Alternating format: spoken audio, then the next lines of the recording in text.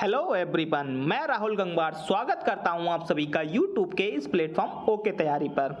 आज हम बात करने वाले हैं गति के समीकरण के बारे में, जो कि इम्पोर्टेंट टॉपिक रहेगा हमारा यूपी टीजीटी साइंस 2022 के लिए और भी जो भी अदर एग्जाम होते हैं जिसमें अंदर साइंस के अंतर्गत फिजिक्स आती है, तो उसके लिए हमारा गति के समीकरण इंपॉर्टेंट टॉपिक हो जाता है। अगर आपको पीडीएफ नोट्स चाहिए हैं तो आपको डिस्क्रिप्शन में लिंक मिल जाएगा टेलीग्राम ग्रुप का, आप वहां पर ज्वाइन करके आपको पीडीएफ नोट्स प्राप्त हो जाएंगे।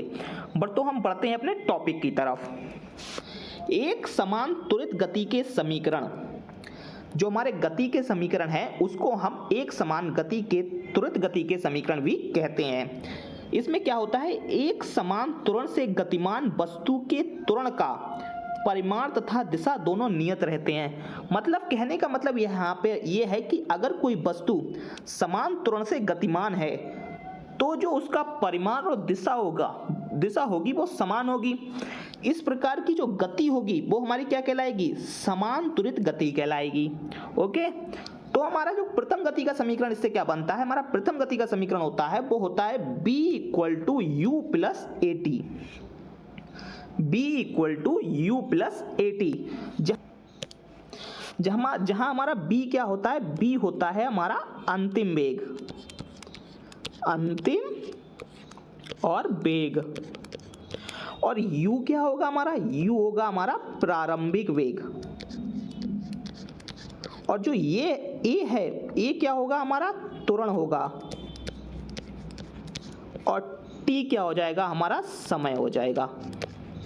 ओके, अगर किसी सवाल में हमें अंतिम वेग, प्रारंभिक वेग, त्वरण और समय दिया है तो हम गति का प्रथम समीकरण लगाएंगे। ओके, तो हमारा गति का द्वितीय समीकरण क्या कहता है, गति का द्वितीय समीकरण, तो जो गति का द्वितीय समीकरण है हमारा वो है हमारा s = ut + ½ at², s = ut + ½ at², जहां पर u तो हमारा ये प्रारंभिक वेग ही है, u हमारा प्रारंभिक वेग ही है, और a हमारा त्वरण ही है,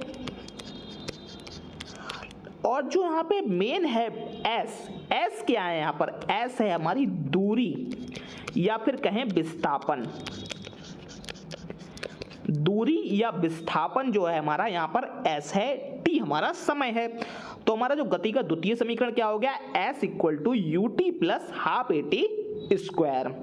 इसी प्रकार गति का तीसरा समीकरण है, गति का तीसरा समीकरण क्या है यहाँ पर, b² = u² + 2as, b² = u² + 2as। Okay, यहाँ पे s यहाँ पे दूरी, b हमारा जो अंतिम वेग है, और जो u हमारा है प्रारंभिक वेग है। इसी प्रकार हमारा जो होता है nवे सेकंड में चली गई दूरी का फॉर्मूला होता है Sn = u + ½ a और 2n - 1। ओके, अब हम बात करेंगे विशेष स्थितियों में इसका कैसे यूज करेंगे। विशेष स्थिति में क्या होगा हमारा, तो विशेष स्थिति है जिसमें कि त्वरण अनुपस्थित है हमारा, यानी त्वरण नहीं है हमारा, तो हम सीधे सीधे क्या करेंगे, उसमें जो दूरी इक्वल टू होगा यानी s इक्वल टू होगा वो तुम्हारा प्रारंभिक वेग और प्लस अंतिम वेग, उसका करेंगे ½ और इंटू t। तो जी हमारा क्या जाएगा, अगर त्वरण अनुपस्थित होगा तब हम इस तरीके से निकालेंगे। ओके, तो जब हम इस तरीके से निकालेंगे, फिर आती है हमारी बात, नियत त्वरण से सरल रेखा में गतिशील कण का मध्य बिंदु पर वेग क्या होगा। अगर कोई वस्तु नियत त्वरण से चल रही है सरल रेखा में, तब उस गतिशील कण का मध्य बिंदु पर वेग क्या होगा। यानी कि बात करूं मैं, अगर कोई वस्तु इस तरीके से जा रही है तो उसका मध्य बिंदु पर वेग क्या होगा, ये कहना चाह रहा है ये। ठीक है, तो इसका सिंपल सा फार्मूला ये है, बी मिड यानी कि मध्य बिंदु, ठीक है, B mid equal to √BU² + B²/2, U² + B²/2। मैं आपको सीधा सीधा फार्मूला बता रहा हूं, अगर आपको इनका डिटेल में डेरिवेशन चाहिए है तो मैं भी वो भी आपको बताने के लिए तैयार हूं, उसका मैं डिटेल में वीडियो बना सकता हूं। ओके, आप हमें कमेंट करें। तो हमारा जो अगला आता है हमारा वो है हमारा गुरुत्व के अधीन जो गति के समीकरण बनेंगे, उसमें क्या होगा, गुरुत्व के अधीन जो गति के समीकरण जो होंगे उसमें क्या होगा, तो तो यदि कोई वस्तु गुरुत्व के अधीन मुक्त रूप से गिर रही हो, यानी ऊपर से कोई वस्तु मुक्त रूप से गिर रही हो, तो जो वस्तु के त्वरण को गुरुत्वीय त्वरण जी की कहते हैं। तो जो हमारा वस्तु का त्वरण अभी तक हम ए कह रहे थे, उसको रिप्लेस करके हम जी कहने लगेंगे। जो वस्तु के त्वरण ए कह रहे थे उसको हम रिप्लेस करके क्या कहने लगेंगे, जी कहने लगेंगे। तो जो हमारा जब वस्तु को ऊर्ध्वाधर नीचे की ओर फेंका जाए, ऊर्ध्वाधर नीचे की ओर फेंका जाए, तब गति का समीकरण क्या बनेगा। यानी कि जब मैंने ए को रिप्लेस कर दिया जी से, तो हमारा गति का पहला समीकरण क्या था, गति का पहला समीकरण था हमारा b = u + at। और जब हमने ए को रिप्लेस कर दिया है तो हमारा ए की जगह क्या आ जाएगा, जी आ जाएगा। जो हमारा पहला समीकरण वो क्या था, वो ये था b = u + at। अब ए को हमने जी से रिप्लेस कर दिया तो हमारा क्या बनेगा, ये बन जाएगा b = u + gt। ओके, इसी प्रकार अगला जो समीकरण बनेगा उसमें क्या करेंगे हम, अब यहाँ पर दूरी तो चल नहीं रहा है, वो दूरी नहीं चल रहा है, यानी हाइट से फेंका जा रहा है, यानी ऊंचाई को फेंकेगा या फिर ऊंचाई से गिरेगा। तो हम s की जगह क्या ले लेंगे, s को रिप्लेस करेंगे h से। s को रिप्लेस किससे करेंगे, h से करेंगे। तो h = ut + ½ gt², a की जगह g आ गया। इसी प्रकार यहाँ पर भी u² + b² + u² + 2gh, ये गति का तृतीय समीकरण हो गया। हमें जहाँ पर किस सवाल में कौन सा गति का समीकरण निकालना है, उसके लिए हम क्या करेंगे, तो उसके हमें पहले सवाल में देखना है कि हमारे सवाल में क्या क्या चीज़ दी है। जैसे हमारे सवाल में ऊंचाई दी है, तो हम किस में से ये कौन कौन से समीकरण हमारे यूज हो सकते होंगे, या तो सेकंड होगा या फिर थर्ड होगा। अब सेकंड और थर्ड में भी कौन सा होगा, अगर हमारे अंतिम वेग और प्रारंभिक वेग दोनों दे रखे हैं तो हमारा थर्ड समीकरण हो जाएगा, ठीक है। अगर हमारा उसमें अंतिम वेग नहीं दिया है तो हमारा सेकंड समीकरण यूज होगा। इस तरीके से हमको सवाल में फिट करना आना है समीकरण को, ठीक है।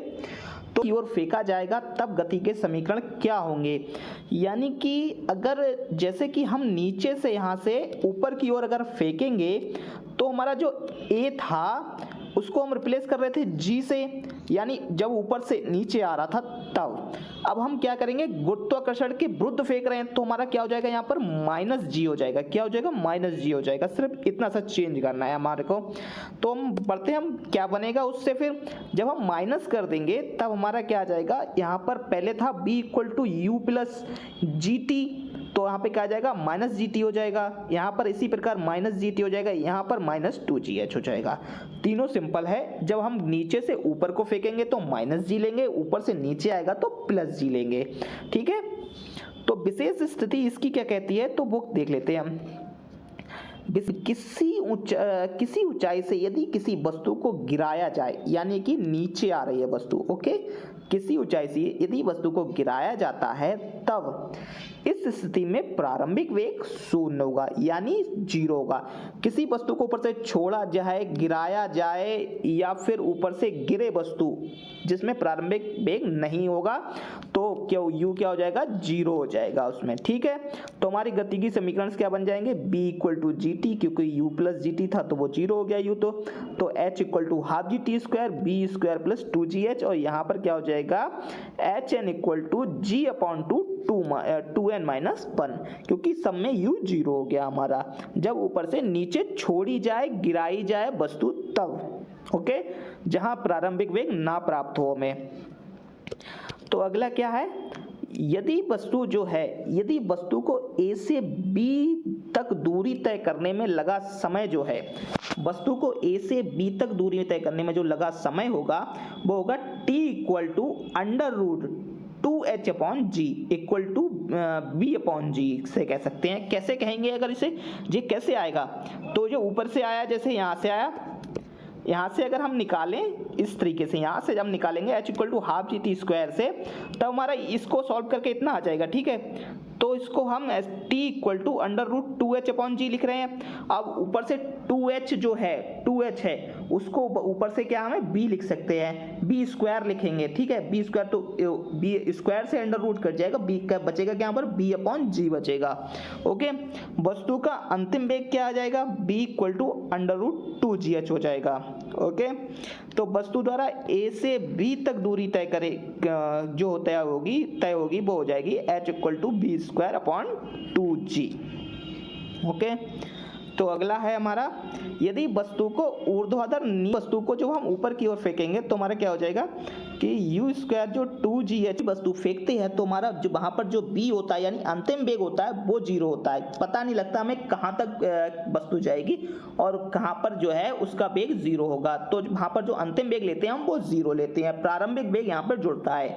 तो जब हमारा b 0 होगा तब हमारा यहाँ पे समीकरण क्या बनेगी, U square plus 2g equal to 2gh और u इक्वल टू gt और h equal to half gt square. सब में क्या है, उन्हीं समीकरणों में सिर्फ b हमने 0 कर दिया है, उससे हमारी ये समीकरण आ गई हैं, विशेष स्थिति है ये।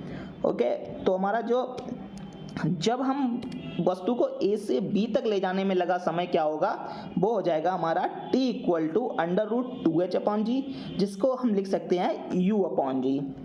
ठीक है, अगला है वस्तु का प्रारंभिक वेग क्या होगा उसमें, तो वो हो जाएगा u equal to under root 2gh।